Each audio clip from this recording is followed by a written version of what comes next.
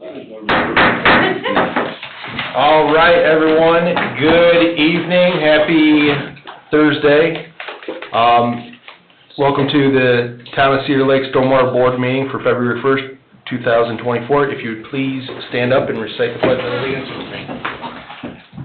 I pledge allegiance to the flag of the United States of America and to the republic for which it stands, one nation, under God, indivisible, with liberty and justice for all.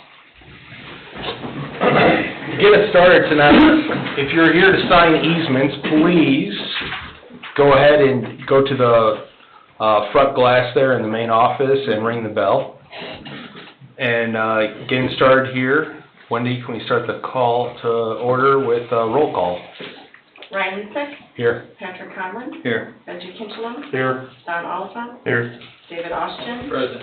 Jeff Bungie.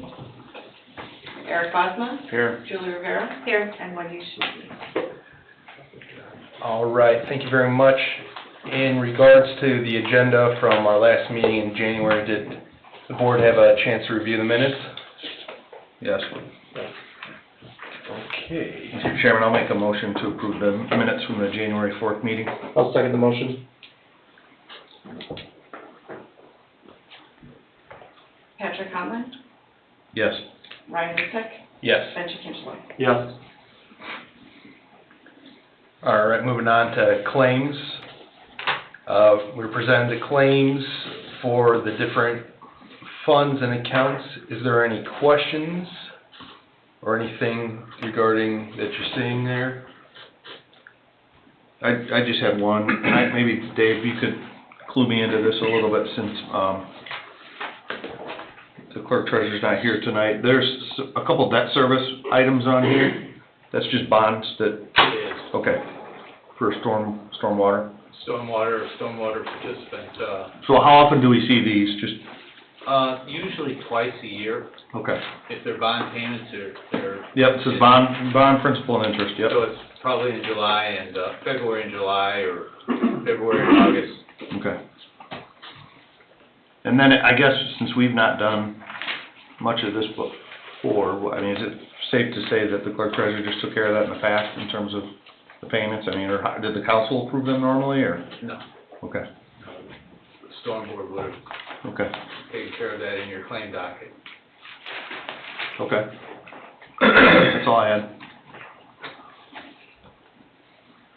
All right, would we like to make a motion to approve these?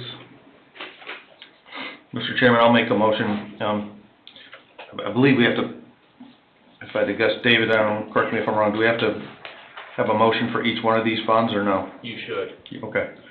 So for fund, accounts, Department 650, in the amount of $52,777.90. I'll make a motion for approval. I'll second that motion. Ryan Lisek. Yes. Patrick Conlon. Yes. Benji Kinchelow. Yes. And then, Mr. Chairman, for Fund 652, which is stormwater debt service, bond principal interest, in the amount of, I'm looking at here, $92,215. I'll make a motion for the approval of that. I'll second that motion. Ryan Lisek. Yes.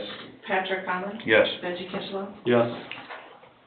And then, Mr. Chairman, I'll make a motion for Fund number 656, for the approval of that bond, principal and interest in the amount of $47,812.51. All right, I'll second that motion. Ryan Lisek. Yes. Patrick Conlon. Yes. Benji Kinchelow. Yes. All right, looks like there's no items in old business. Moving on to update items. A, Eric Hines, 7513 West 136th Avenue. We don't have anything new on this one, it just remains on the list. All right, assume the same thing with Schubert and Dodge Street? Yes, sir. Okay, moving on to Woods of Cedar Creek. I think there's been some easement movement on some of this, about getting some of the new easements signed, as well as some of the ones that weren't signed 2 years ago signed.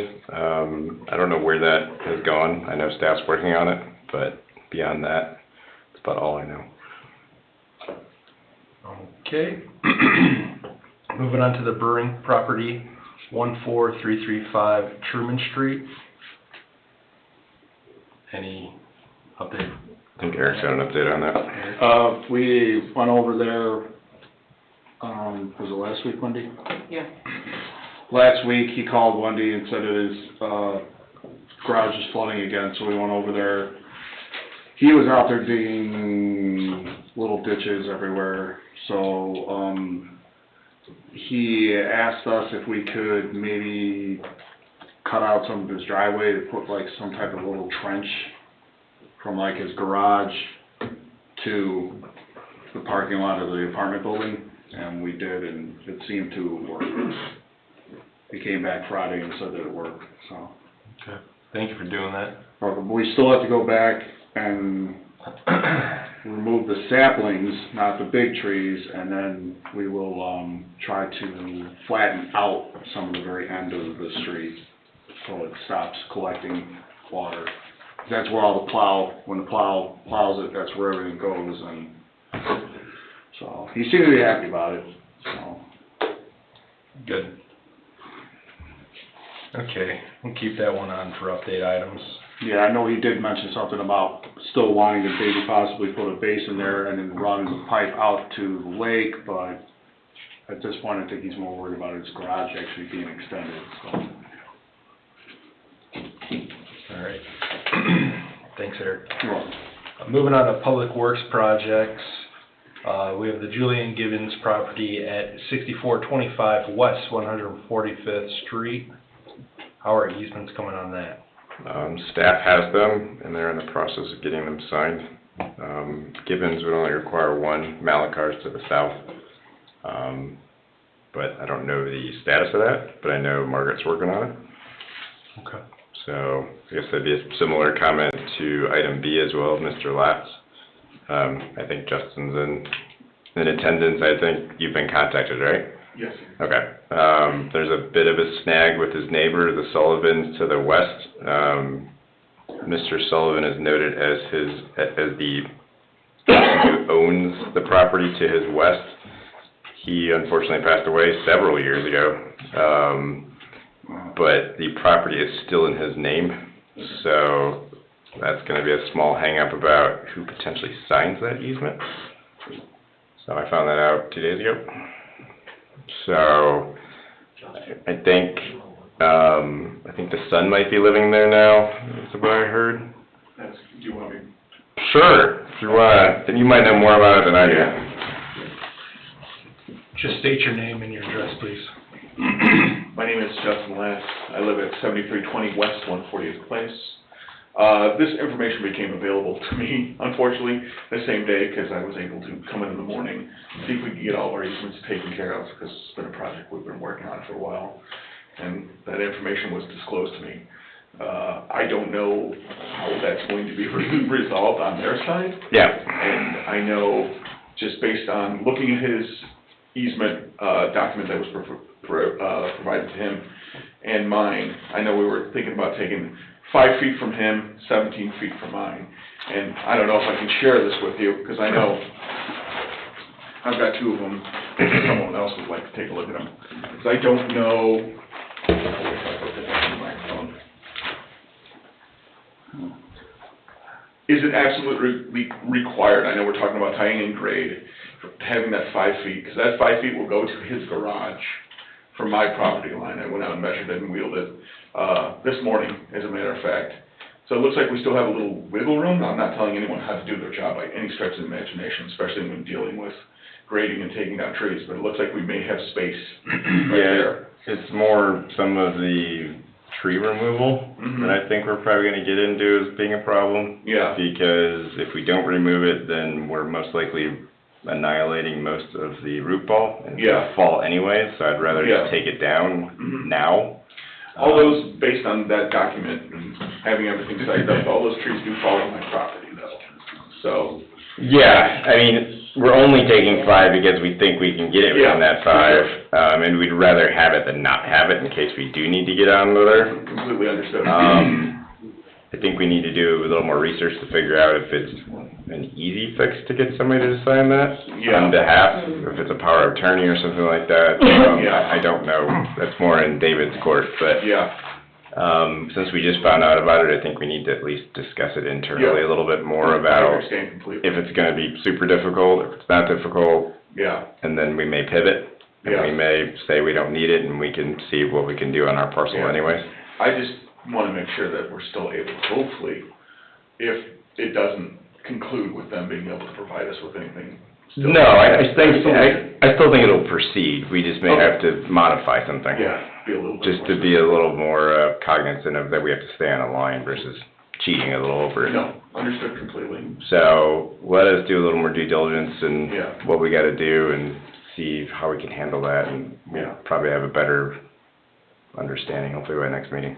Now, with that easement that I would be granting to the city as well, that 17 feet comes right up, just about to my house line. Yeah, Now, we have a concrete pad that's Yep. right there, as well as our air conditioner. yep. Would that be a detriment to any of this process? No, we took it to your building on purpose because we wanna maximize, we actually, if we can, fill a little higher against your foundation to Yeah, give you a I little remember more, discussing that, little yeah. buffer. So that was done on purpose. I mean, we'll work around your HVAC and stuff like that. Yeah. It won't be a problem, I don't think. Okay. But it was, yeah, that was done on purpose, so we wanna maximize what kind of grading area we have available to us and use it all. Okay. So, Awesome. Not a problem. I just wanted to make sure before I have my wife come and fill out the other portion of the easement that, due to everything that's going on with them now. Yeah. that, we still have a way forward somehow, so, I think we will. yeah. I mean, we'll just go out there and lay out where that property line exactly, where it's at. Yeah. And then we'll take it from there. Okay. So hopefully a property corner's out there we can find and. Do you know which trees you intend on taking down? I know there's that line right there. There's a good chunk of them probably. I mean, I'm not going to miss those ones, so. Yeah. It's no. I mean, you've seen that a lot of those roots are in Oh, the that's- swell line now that don't help things, so. Yeah, no. I think we prefer to get them out. I think that's what's providing some of the structural integrity to that, because when you walk down towards that creek from my property, Yeah. and get close, especially when water's running, you'll start to sink in between the roots, so. Okay. Yeah, it's a thing, but if they go, I won't miss. I mean, if the roots are below grade and we have to rip them out to get grade, Yeah, we'll leave them as well, because That's fine. that's a valid point about keeping Yeah. them in there. Mhm. So, we have a tendency to chop stuff off at grade if we can, because they do Yeah. hold stuff down. yeah, makes So, sense. it's just, yeah, we'll have to get out there to see what kind of grade we Yeah. get, and, I did something Take it from similar there. for the creek going down, I just burned it up and planted things there, so the roots would actually hold the dirt in place. Yeah. Because when the water comes, I mean, it comes pretty strong down there, so, yeah, old root balls are great. yeah. If they're not a hindrance, they're great, you know. Okay, All right. that's pretty much all I have to say. All right, Well, thank you. You can take this back, Ron. All right, thanks so much, thank you.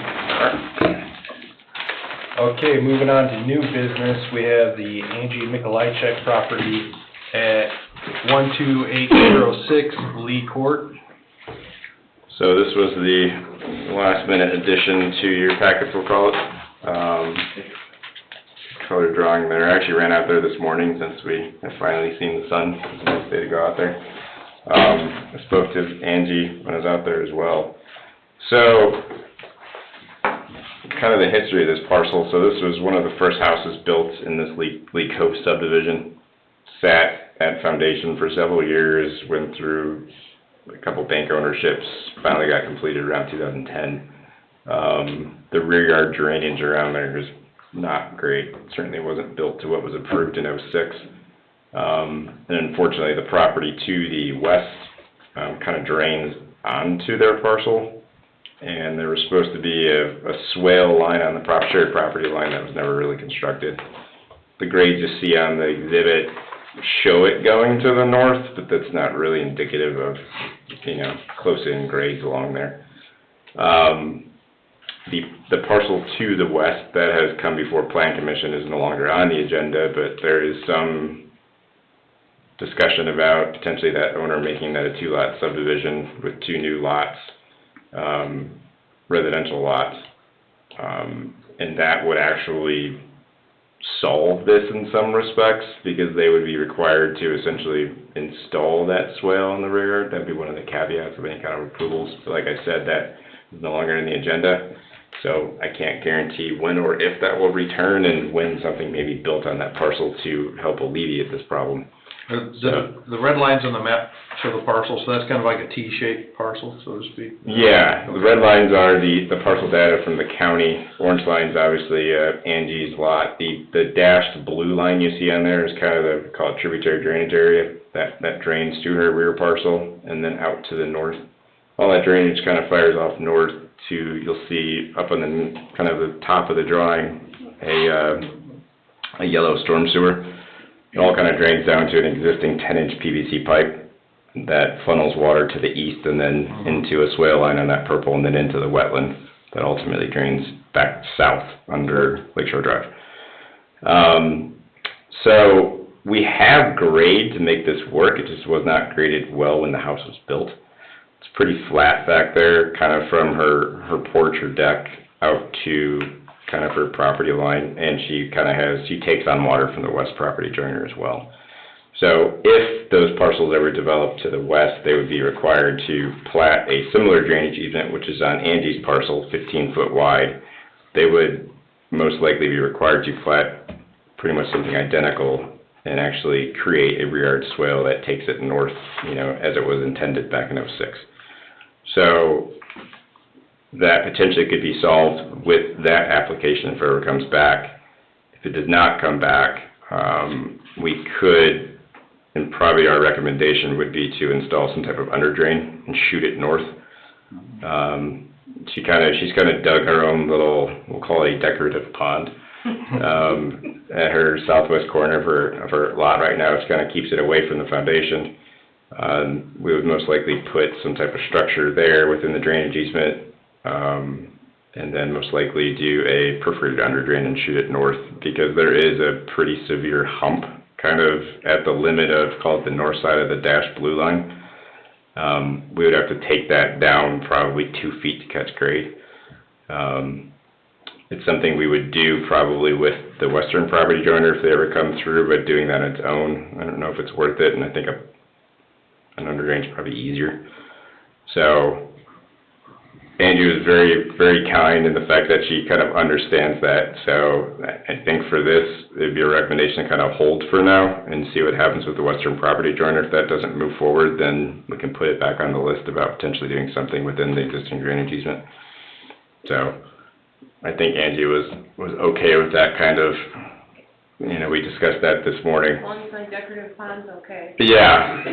No, that did a good job of at least keeping it away from your house. So I would advise we kind of keep this on old business and keep an eye on it. Perhaps the western property joiner does proceed with his subdivision, or maybe he doesn't. And if he doesn't, then we can kind of go to option 2. How long ago was that? They got removed from the agenda, I believe, a month ago, in January. Yeah.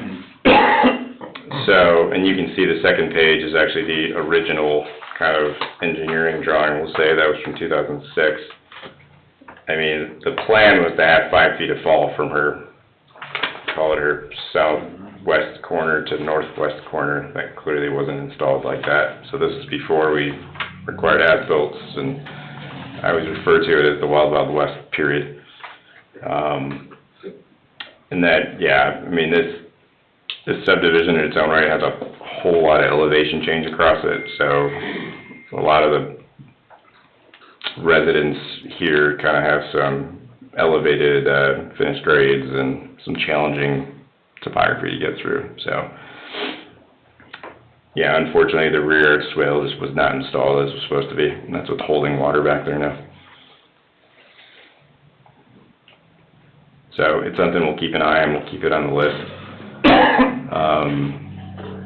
We can keep it on the scoring list, and we'll get to that at the end of new business. But that's kind of our recommendation at this time based on what we've seen. Okay, thank you.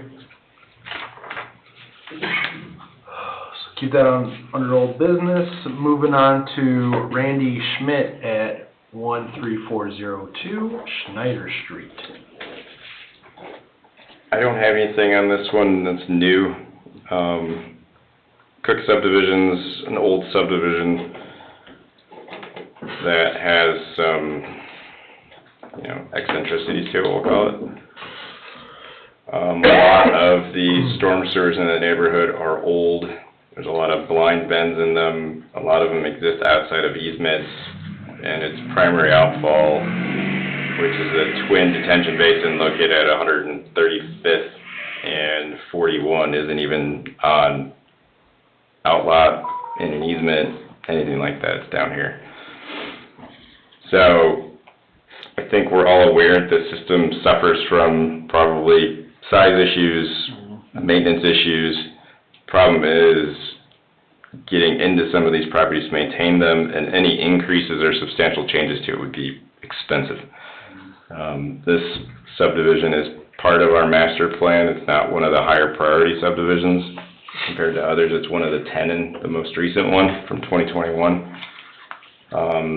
This subdivision is a mishmash of curb and gutter, non-existent curb and gutter, non-existent storm sewer, some sidewalks. It's a mishmash of everything. So this isn't the only problem area in the system. There's others in the subdivision as well. But any, call it improvements to it, will not be cheap. This is not just an easy fix for one house. So, and it's, like I said, it's not something we're not aware of. It's just a larger project, kind of like Schubert and Dodge. Yeah. Is there any plans, like future developments along 41 that could possibly benefit this project?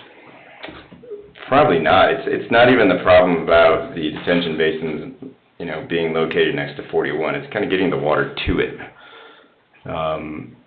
It's a really small system, and then you have a detention basin that's behind two homes that are actually on private property. And you got like a mishmash of old sewers coming to it from the north and east. So I don't even know if it's necessarily the detention basin's issue. I mean, that's probably contributing because that thing probably hasn't been maintained in decades. I've never actually been back there to see it because it's on private property. You can see it on the GIS. I mean, it's there and it's pretty deep. I mean, it's 4-ish feet deep, minimum, if not deeper in some areas. I think it does flow back to the 41 right away, but I don't think that's the primary, issue for it not functioning. That's a long way from the parcel in question, right? I mean, that's... It is. Pretty south. Yeah. Yeah, I mean, the parcel in question's up here. Yeah. It's all the way up here. So, but generally, I mean, the topography falls north to south through here, probably from Taco Bell-ish range all the way down. And then there's storm sewer that extends pretty much to the entrance of the lily fields and even up Osborne that feeds it. So it's a pretty large system.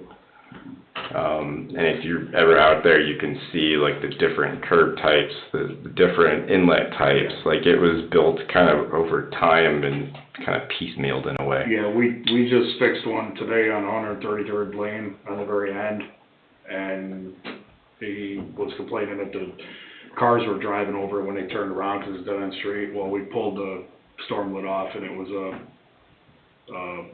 culvert pipe that was, the middle was cut out. Inverted? Yeah. So we kind of had to makeshift a actual basin, and it goes supposedly south and then goes up behind all the softball fields, so I don't know if you want to, yeah. There's a lot of those in Yeah. town, unfortunately. There's a lot where kind of east side of town, Parish, 143rd, there's a lot of those inverted culverts that Yeah. serve as basins, but they're truly The not. basins are just randomly scattered. Yeah, they're not even in the right locations Yeah, I don't even to think catch they're stuff. out in the world, honestly. Yeah.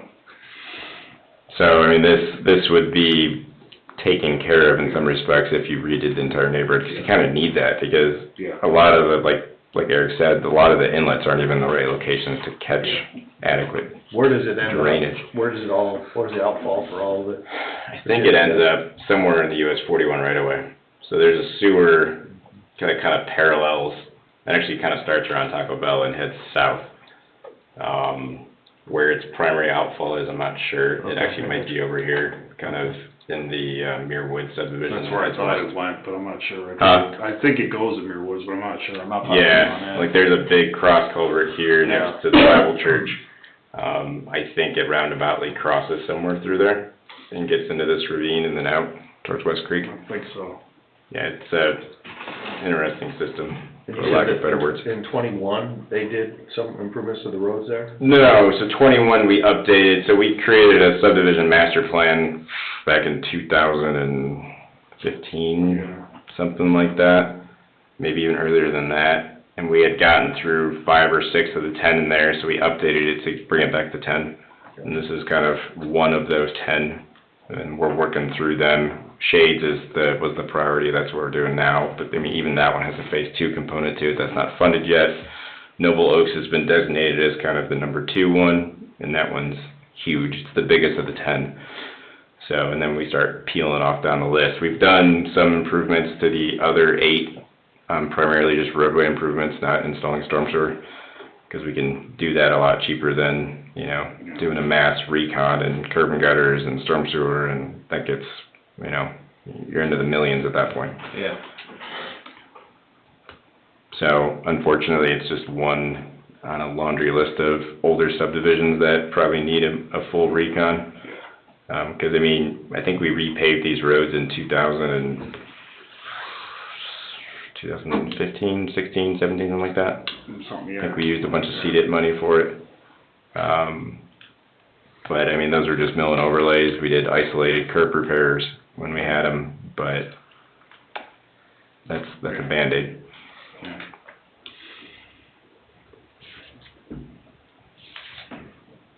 So, We need a windfall. huh? I need a Yeah, windfall. I'll start playing the lottery. Yeah, so I mean, that one's, it's a long-term kind of item like Schubert and Dodge. That's probably gonna be tied to a more of a roadway and storm sewer project at some point in the future. Can't tell you when though. So just to confirm, NDOT or the county, they're not doing the, massive rehaul on 41 to include new stormwater drains and, They likely will redo their storm sewer infrastructure within their right-of-way. okay. They've been very coy over the years about what their responsibility is, and they try to split it at enclosed systems and open systems, whereas they will take care of the open systems, of course, which are the easiest to maintain, and it's the town's responsibility for closed systems, which Yeah. I would beg to differ, but Yeah, going back to Harrio's. yeah, Yeah. Harrio's and Yeah. that whole mess of a system heading north. That's kind of been their response to us when we've asked them on numerous occasions, which I still disagree with, but that's what they've been telling us over the years. So, no, that project, from what I understand, is still moving forward. I think it's 2025, but it's been delayed at least 2 years probably Yeah, since the initial date, but Yeah. they're working through their parcel acquisition, and I think that's still the letting, is what I've heard. Okay. I haven't seen plans for that in probably 2 years though, I know. so I don't know exactly what they're gonna do. I mean, there's nothing that's gonna come from this board in order to do a massive overhaul. I mean, keeping it on the agenda, I don't know what purpose that it's gonna serve for future meetings. Yeah, you can pull it if you want. A lot of these larger projects are either, you know, CCMG has come into play now. They've increased their matchability from $1 million to 1.5. And Shades was a good guinea pig about if they would actually consider a local road. Part of it, and they did, so that's good. So as matching funds become available at the town, it's a good, I mean, it's been a pretty good windfall for the town over the last, you know, five years or so. So as long as they have matching, and if that means they pull out bonds or whatnot to get to that point, that's kind of a policy call. So, But we have a laundry list of projects. Yeah. There's no short, yeah. They're just expensive.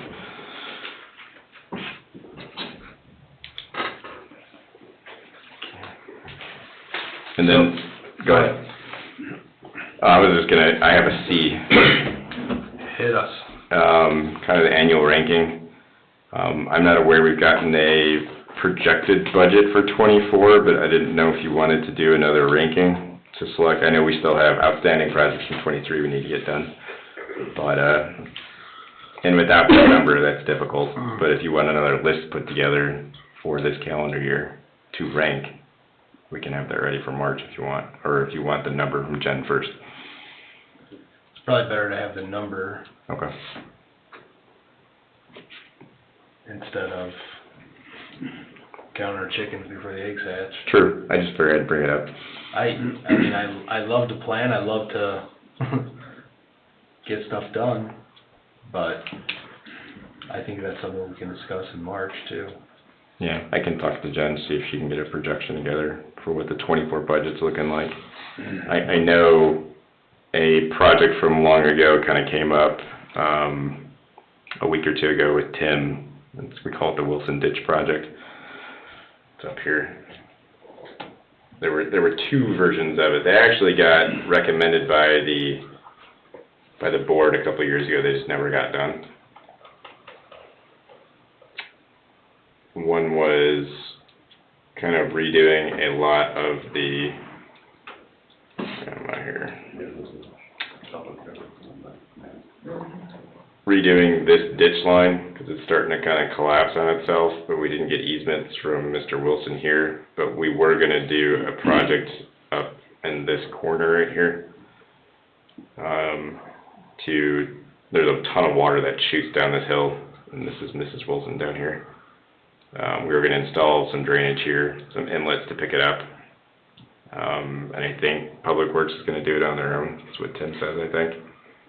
Some curb work. First to my knowledge, Huh? Yeah. First to my knowledge, but yeah, why not? He brought this back up to us, yeah. He brought this back up after years of not talking about it a couple weeks ago. I So- thought it was mentioned something last year, beginning Yeah. of last year, but then it kinda went away for a while. So we have a concrete contractor in town to do some ADA ramps in the spring. So while they're in town, the thought was to get this done, because it's a lot quicker and cheaper, the fact that they're already here in a contract for another project. Yeah. So I think that the dollar amount right now is around 30 grand, but if Public Works do it, it's gonna be less than that. So Tim's supposed to talk to Jen to see if this was actually earmarked a couple years ago with the funds available. But I figured I'd bring it up to you guys, because I don't think any three of you were here when that was discussed. So I can bring back more information in the March meeting to kind of bring you guys up to speed. But that kind of popped up about a week ago. And without budget numbers, I can't tell you if it can even go or not. So, I mean, I'll bring you up to speed too, Eric. Yeah, 'cause I mean, we can do it, it ain't a big deal, so. Yeah, it's essentially, so there's already a lateral out there, it's around here. We were gonna extend a 12-inch piece of pipe across the street, a high-capacity grate, and then flare this curb out further to try to capture everything. And then there's another high-capacity grate down here. And changing this all to a high-back curb so it prevents runoff from the north getting down the driveway into the front yard. There's infrastructure out there now. Yeah, I was It's gonna say, just- I thought there was a square one out there now. Yeah, there's a monster, almost, it's got like it's almost a 12-inch high-back Yeah. curb that, cause it really flows down here. But she has a depression in her driveway for her driveway, so the thought is actually to bring it back up into an actual rolled curb. Yeah. So it actually gets it to it, 'cause it kind of bypasses it right now. So, yeah, like I said, this thing probably was approved 4 or 5 years ago at least. Probably, And it's just yeah. kinda sat dormant, Yeah, kinda blast from the past. yeah. So, we can put it on the agenda and talk about it in March. And in the meantime, hopefully we'll get numbers from Jen to see where we're at money-wise.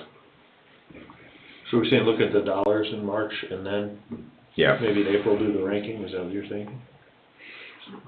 think it'd behoove us to start planning. Yeah, Yeah. I just think, the ranking's important in my opinion, just because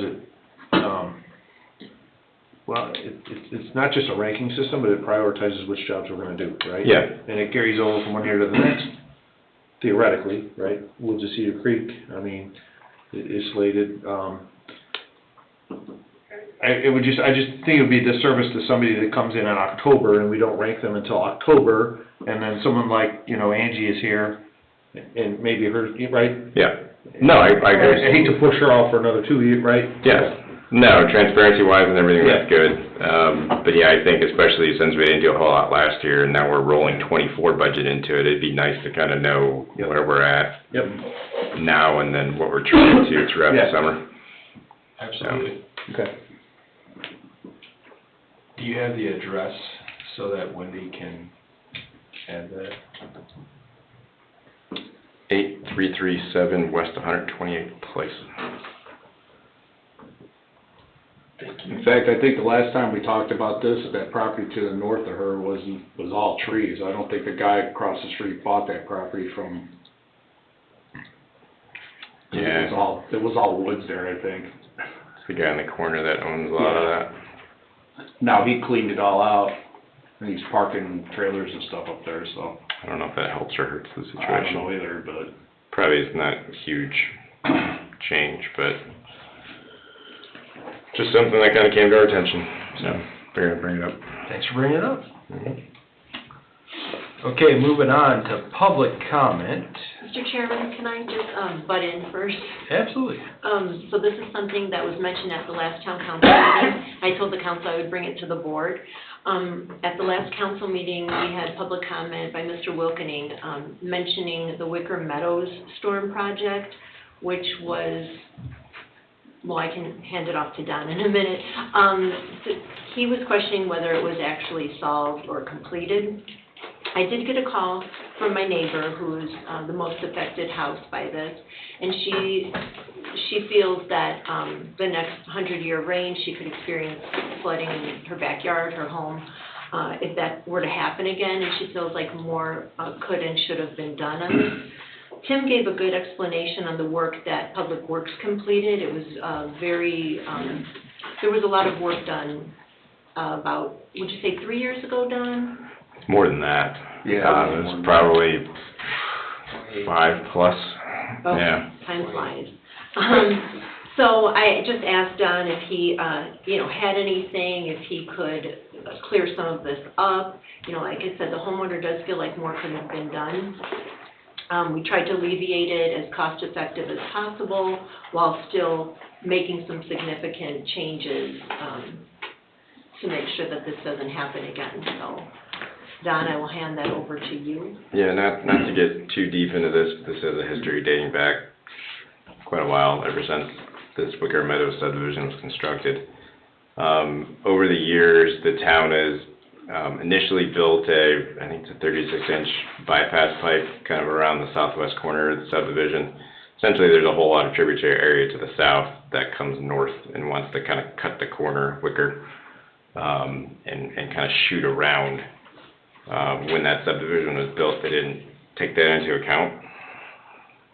So, over the years, on top of that kind of bypass pipe, Public Works has done a couple things. They've actually installed the overflow weir, the detention basin, which is kind of along the western perimeter, which has lowered overflows. They've also installed a bypass pipe on the south side of 129th to bypass some of the old tree farm up here. A lot of that, never really since that 129th pipe was installed. I don't think Becky has seen any water in her basement. She's actually over here. Back in 2019, I think, we presented a plan to basically install an overland flow swale on the outside of the subdivision to the west. That is what this parcel, or these parcels were purchased for. Town kind of took the initiative to purchase these two parcels in anticipation of that project. So that project was very much dependent, well, it was dependent on the western property owner granting a flood easement. unfortunately, he did not grant that easement. It's actually owned by somebody entirely different at this point. But without that flood easement, the construction of that swale was not gonna happen, because we were raising water surface elevations on his property, so he needed to sign that off before we could even construct that ditch. So that kind of project went by the wayside. And really, that's the last thing that's been done for that project since then. Like I said, I don't think since that time she's had any water in her basement. So I will not say it's 100% fixed. I think if we get huge rains, there is a limitation to the bypass pipe, but the rains we've experienced over the last 5-6 years have not caused her any issues in her house itself. So this is the first I've heard about it probably since 2020.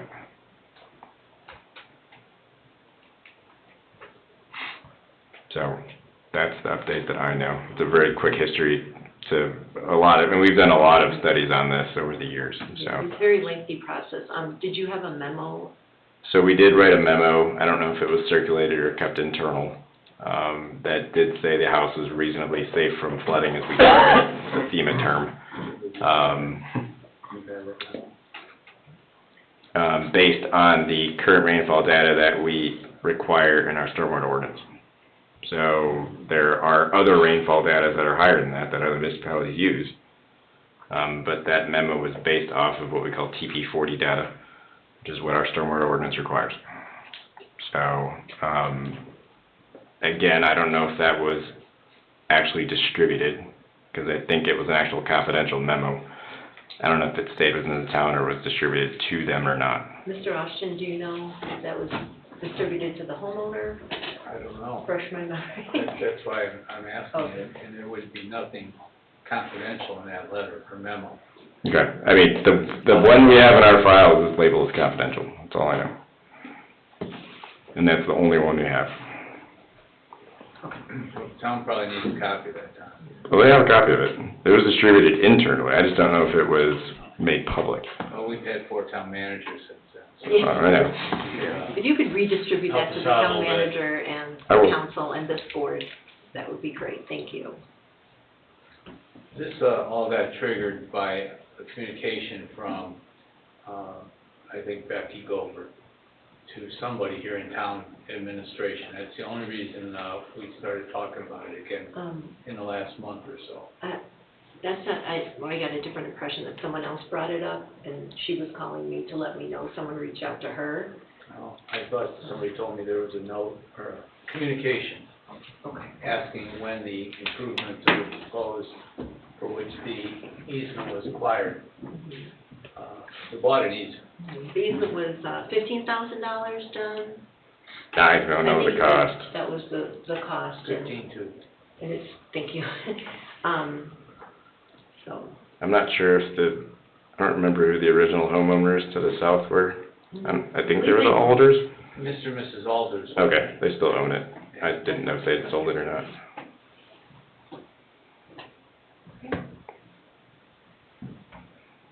well, I just want to get everyone up to speed in case we're hearing more about this, and Okay. thank you, Don. Thanks for bringing it to the board. Okay. All right, moving on to public comment. If you would like to speak, please approach the podium, restate your name and your address, please. Jerry Coster, 149 West 134th Avenue.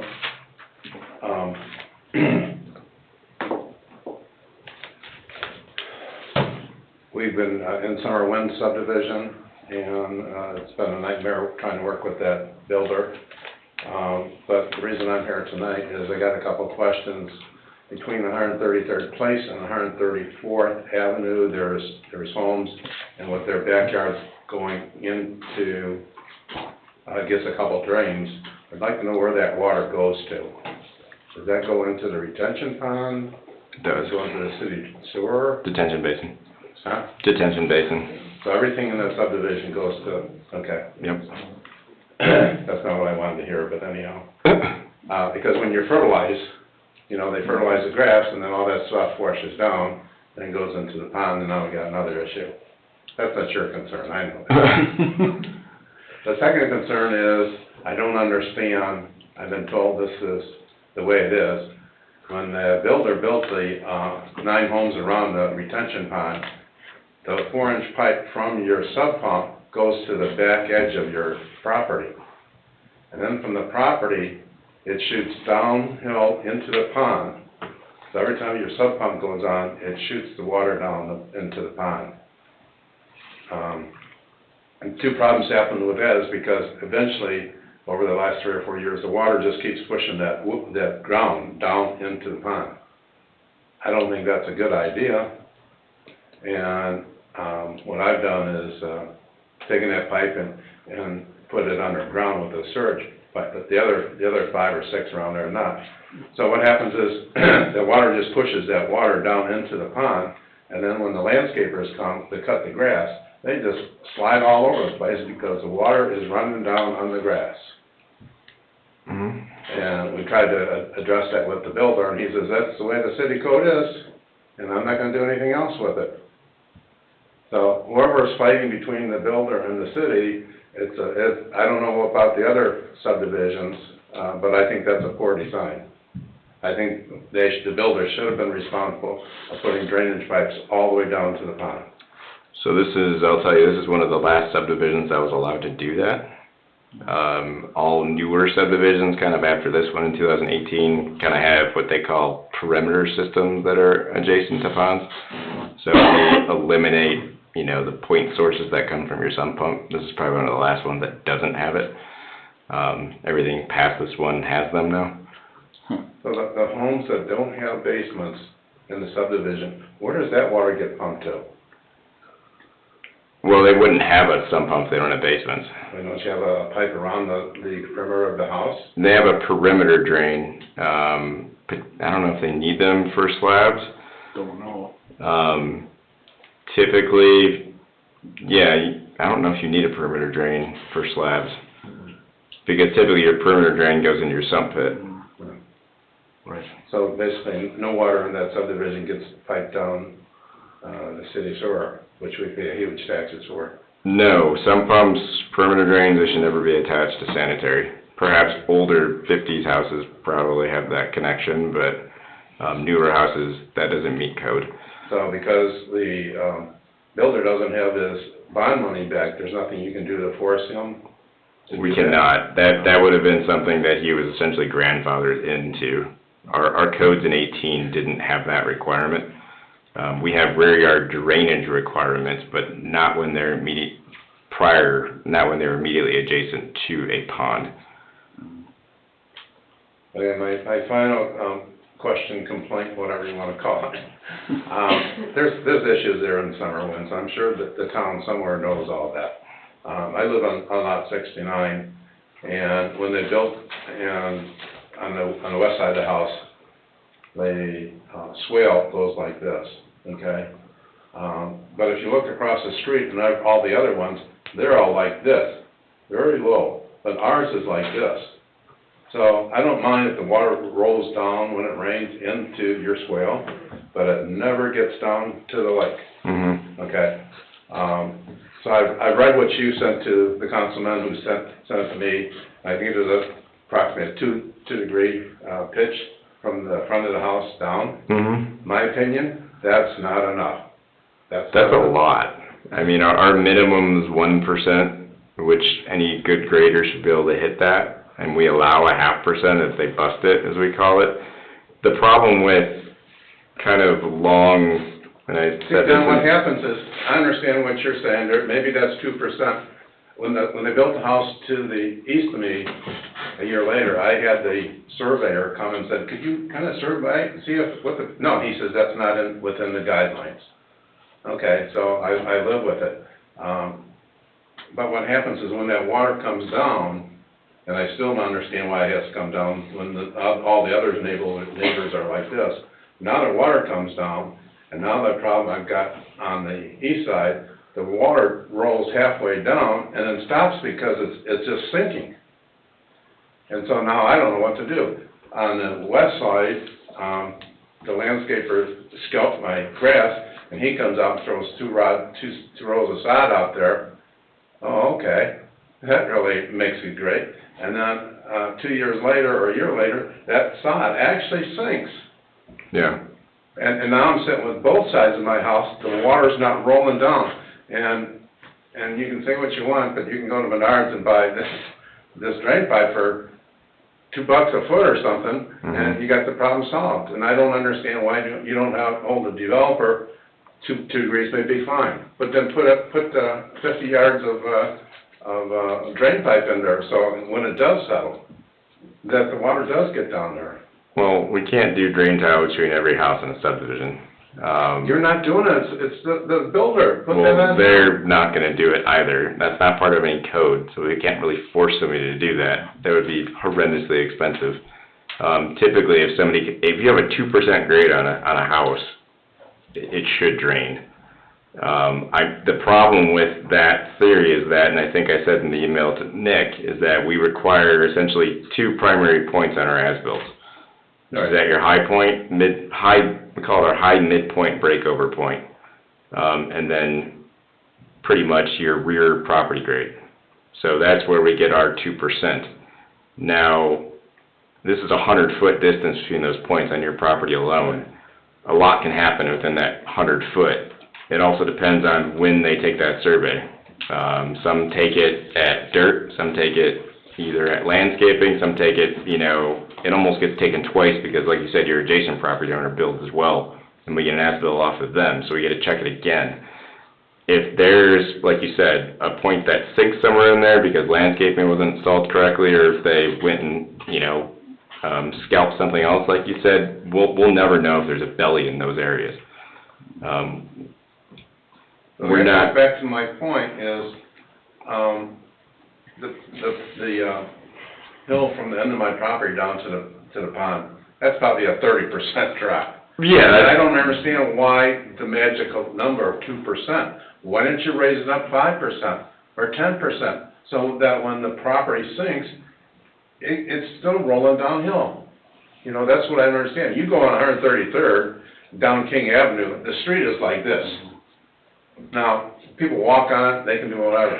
Why can't you do that? Why can't the town say, here's the code, it's gotta be 5%, and let it roll? And if it drops on to 4 or 3, you're still okay, because the water's gonna roll downhill. Because you can't always get those types of grades. 5% over 100 feet is a 5-foot drop.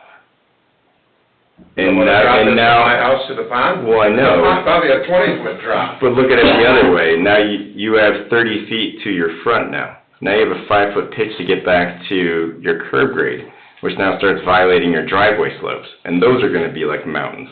So you can't have it both ways. Like a 2% grade is plenty to get water from point A to point B. It should be. Whether or not a landscaper came in and didn't compact topsoil in one spot versus the other, which created a belly on a lot, that's not something we can control. There's only so much we can do. Put it in there. So it should be his responsibility. I mean, the surveys that we require as a town, they were met. And they're signed and sealed by an engineering company. I don't know what else to tell you. Well, I keep hearing the same story, and 50 years from now, I'm gonna tell you, if I don't do anything, it's gonna be down like that. My kids won't enjoy that, but all I'm here to say, and I'm not arguing with you, but something has to be agreeable between the code and the builder. I mean, let's get real. Something's gotta drive that water down. And right now, I got water sitting on both sides of my house. So what am I supposed to do? Put drain tile on? That's what I'll do. It's gonna cost me $3,000 or $4,000. But that's what I'll do to get rid of that water. Because what happens now is last October, the people who do the fertilizing, he comes in with a big tractor, and it's stupid, he rides right in there, and he gets stuck. And I gotta come out and I gotta help him get that thing. Couldn't you see that thing was soaking wet? And they have yet to come out to fix that, but that's the point. It's so soggy that if I don't do something, these landscapers are gonna keep getting their machines stuck in there. Obviously, it's not working. Yeah, but it's private property too. It's your home. It's private property. Yeah, so. It's your responsibility. It is, Ryan, but our point was from the first year, I pointed that out to the builder, and his response is, I'm not gonna do nothing, and that's totally against mine. I mean, don't you wanna make your customer happy? All you had to do is put a load of dirt in there or whatever and regrade it. But he didn't even wanna do that the first year. So, I understand what you're saying, and you got a good point. I guess all I'm saying is, I like your attitude. Let the public works do it. We can go out there and fix it. I like that. But, it is what it is. And I know there's other people, and down my street in the back there, and they're just got water flooded all over. In the back of their lot, their sub pump goes out into a swale where, Schilling is building. I mean, they got their own problems. Mm-hmm. So I don't know if you guys are gonna fix that or what's going on. That's on the punch list. Huh? That is on a punch list as it sits today. So we've actually gone out there and marked out the entire subdivision. You probably saw a lot of spray paint out there. So I guess the bad news is, it's my responsibility. All I'm saying is maybe you guys, well, obviously you fixed one issue with the sub pumps going down, but, I still think, even, I don't care if it's a 50-foot drop or not, I think people are getting tired of the water not rolling down, whatever degree that is. Okay. And we all know that's farmer's land, and we all know after 30 years it's gonna sink. We know that. Yeah. Plan in advance, you know what I mean? We'll take it under consideration. Okay. All right. Thanks. Thank Appreciate you. it.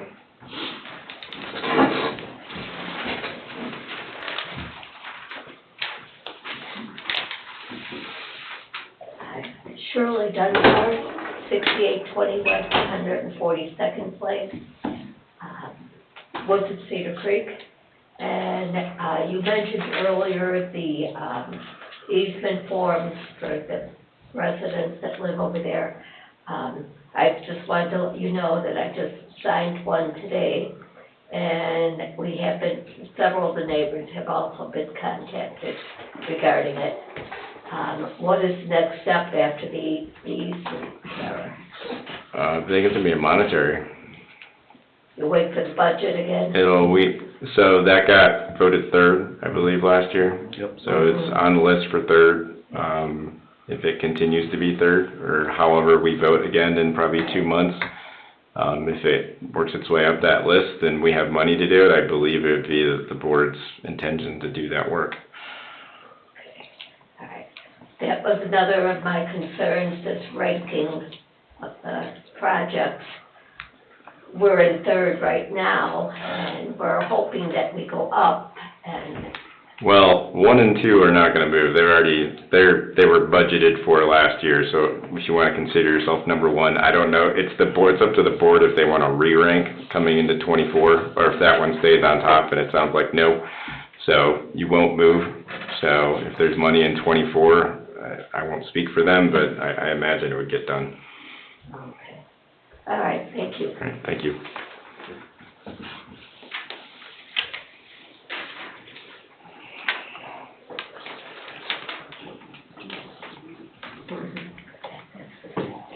Angie Michaelajchuk, 12806 Lee Court. I just wanted to say thanks, Don, for coming out to my house today. What's going on, it's been like 3 months on my mind and coming to different meetings and stuff, and I just really wanted somebody to come and look at it, so I really appreciate you coming. No problem. And I also wanted to say that,